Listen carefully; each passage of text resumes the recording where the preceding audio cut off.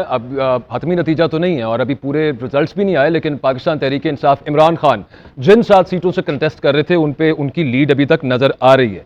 आगे मामला क्या बन सकते हैं, ये उनके लिए कितना हेल्पफुल होगा? मॉरल विक्ट्री तो उनकी होगी, लेकिन उसके अलावा पॉलिटिकली कितना प्रेशर एक्सर्ट करने में ऑन द कंसर्न क्वार्टर्स वो कामयाब हो जाएंगे, उस हवाले से भी इस ट्रांसमिशन के अंदर बात करेंगे। ब्यूरो चीफ कराची हमारे साथ मौजूद हैं, उनसे हम बात करते हैं। क्या इमरान अहमद साहब, क्या मामला चल रहे हैं मलीर और कोरंगी दोनों का? जरा प्लीज बताइएगा कि वहां पे अभी सूरत हाल क्या है, लीड में कौन है? देखिए, मलीर में जो है वो इस वक्त हकीम बलोच साहब जो पाकिस्तान पीपल्स पार्टी के हैं वो 1,500 या 2,000 वोटों से आगे हैं और इमरान खान उनको उनको फॉलो कर रहे हैं दूसरे नंबर पे।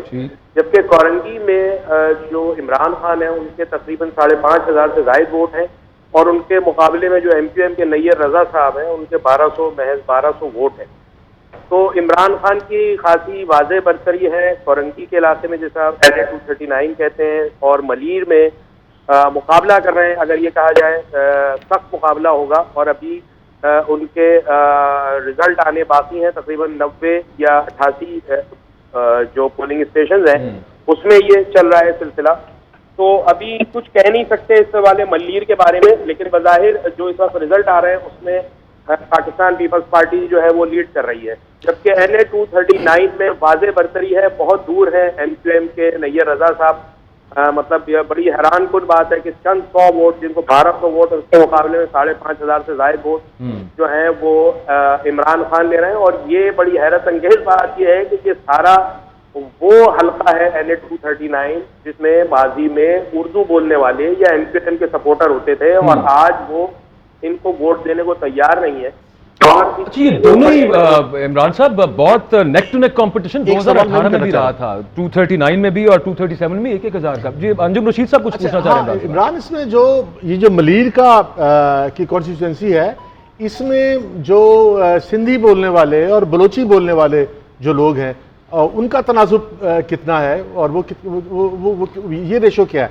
और पंजाबी बोलने वाले इसमें जो पीपल्स पार्टी जो वोट ले रही है वो जो हल्के हैं वोट है मलीर के, मेमन वोट वगैरह, वहाँ पे बलोच भी हैं, सिंधी भी हैं और उनका तनासुब कोई बताना इतना कोई मुमकिन नहीं कि किस तनासुब से है। लेकिन जो इस हल्के में मलीर कैंट आता है, जो एक छावनी है, मलीर छावनी है, उसमें खासे वोट इमरान खान की तरफ जा रहे हैं और कुछ जो उर्दू स्पीकिंग मलीर के कुछ जो यूसीज हैं वो भी जो है इस हल्के में है और इसके वोट भी जो है वो बज़ाहिर जो लग रहे हैं वो इमरान खान की तरफ जा रहे हैं। लेकिन वोटों की एक बहुत बड़ी तादाद है और ये इनकी इज्जत का मसला है पीपल्स पार्टी की, कि अगर उस हल्के से पीपल्स पार्टी शिकस्त खा जाती है तो ये बड़ी परेशान की बात होगी आइंदा आने वाले इलेक्शन में भी और आइंदा आने वाले बल्दियाती इलेक्शन में भी। ये अलार्मिंग सिचुएशन है पीपल्स पार्टी के लिए भी और खुसूसन मैं बल्दियाती इलेक्शन पे फोकस करके कहूंगा कि आने वाले इलेक्शन में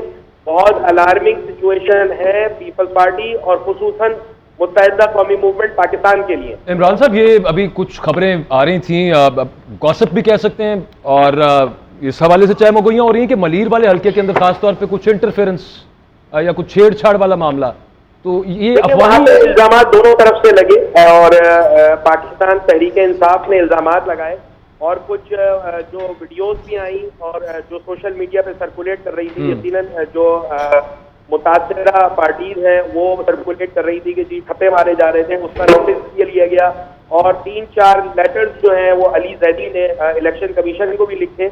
लेकिन उनके अभी खातिर ख्वाह कोई ऐसा नतीजा सामने नहीं आया कि जिसके कोई उन्होंने वहाँ की पोलिंग पर कोई शक व शुबात जाहिर की हो इलेक्शन कमीशन ने।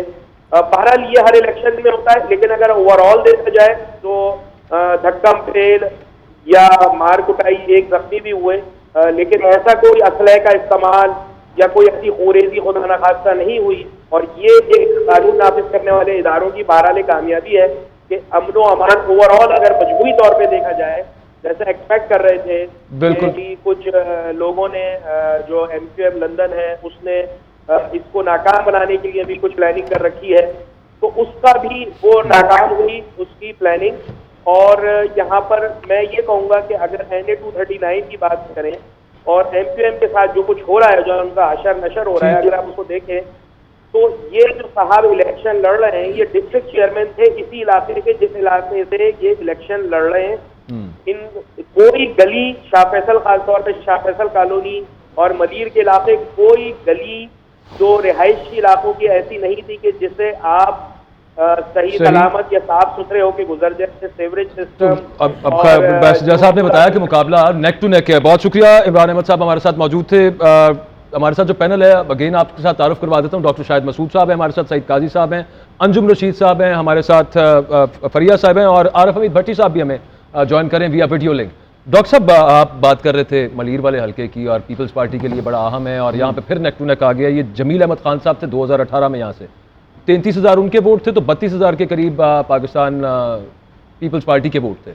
इमरान खान फैक्टर यहाँ पे काम नहीं किया आपके ख्याल में कुछ ज्यादा, क्योंकि अभी भी वो बिल्कुल अब तो लीड में है। कराची के जो नताइज है ना, उसमें एक और बड़ा यानी एक फैक्टर ऐसा इसमें नज़र रखने की ज़रूरत है, वो ये है कि जो आप कहें कि उर्दू स्पीकिंग वोट या जो भी वोट, वो वोट इमरान खान की तरफ चला गया। वहाँ से तहरीक लब्बैक के कैंडिडेट भी खड़े थे जो कि तीसरे नंबर पे, चौथे नंबर पे आ रहे हैं। तो ये भी एक बड़ा मेरे ख्याल से इंटरेस्टिंग फैक्टर ऐसा है जिसमें नज़र रखने की ज़रूरत है।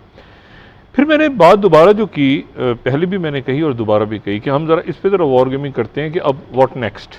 ठीक है, जो बात यह है कि जो अंजुम रशीद साहब की बात से मैं बिल्कुल एग्री करता हूँ कि जत्थे लेके और ये सारा मामला वो के फैसले नहीं हो सकते, लेकिन कम से कम 2 या 3 माजी में ऐसे वाक़यात, एक तो वो कि जब नवाज शरीफ साहब अदलिया बहाली तहरीक के दौरान, और जब उस वक्त ये हुआ, ज़ाहिर है आप भी कवर कर रहे थे, हम भी कवर कर रहे थे, लेकिन उस वक्त ये हुआ कि जो DGIB थे, इंतहाई पाकिस्तान के जो यानी मोहतरम शख्सियात में से डॉक्टर शोएब सडल साहब, तो शोएब सडल साहब गए गिलानी साहब के पास, गिलानी साहब ने कहा कि जाके जरदारी साहब से, तो अल्टीमेटली जरदारी साहब ओवर माई डेड बॉडी। लेकिन फिर बाद में जो प्रेशर फोन आ गया, एग्जैक्टली गुजरावाले में एक फोन आया, नहीं गुजरावाला में फोन आया, लेकिन एक फोन बाहर से भी आया था। अब वो सूरत नहीं है। अच्छा, अब ये इंटरेस्टिंग बात है ना कि वो, अच्छा दूसरा जो मामला, दूसरा मैं आपसे इस बात को थोड़ा सा बताऊं कि जो मौलाना साहब का धरना था, मौलाना साहब का जो धरना या उनका था, उसी दौरान एक और काम भी हुआ ना कि मौलाना साहब का तो धरना हुआ, लेकिन मियाँ साहब भी इसी दौरान इत्तेफाकिया तौर पे मुल्क से बाहर गए।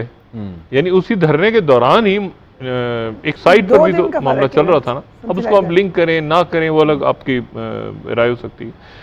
इमरान खान साहब का ये जो है ना कि ये मेरा ख्याल है कि इसको इमरान खान साहब बतौर एक प्रेशर यूज़ करके और फिर चाहेंगे कि किसी निगोशिएशंस के ऊपर लाया जाए।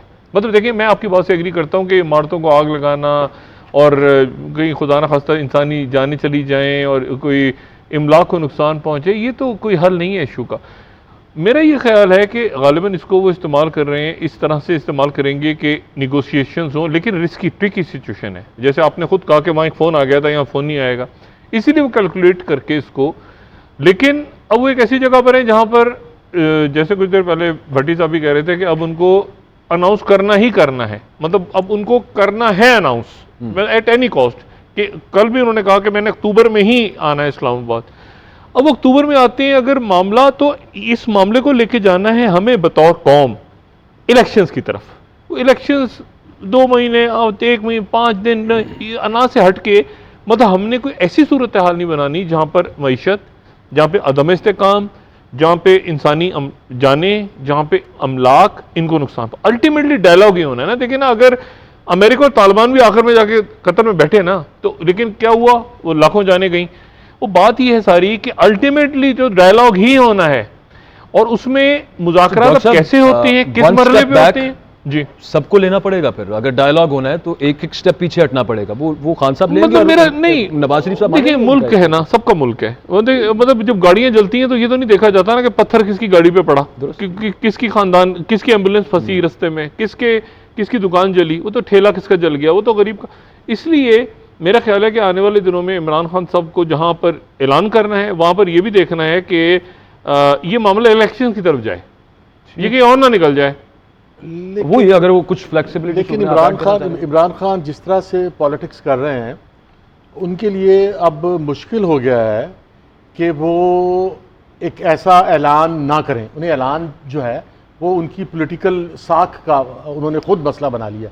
अब अगर पॉलिटिकली जो यहाँ पर डिफीट हो जाती है तो देखें जो वोट बैंक है वो पाकिस्तान का वोट बैंक जो है वो हमेशा हर इलेक्शन में सेम नहीं होता। बिल्कुल ठीक। अगले इलेक्शन में क्या होगा, कल क्या होगा, ये बदलती रहती हैं, क्योंकि आप इमरान खान में और जरदारी में और नवाज शरीफ में कोई फ़र्क, बयानिए का कोई फ़र्क नहीं है। जो पॉलिटिकल और इकोनॉमिक प्रोग्राम है दोनों का, तीनों का, वो एक प्रोग्राम है, उसमें कोई फ़र्क नहीं है।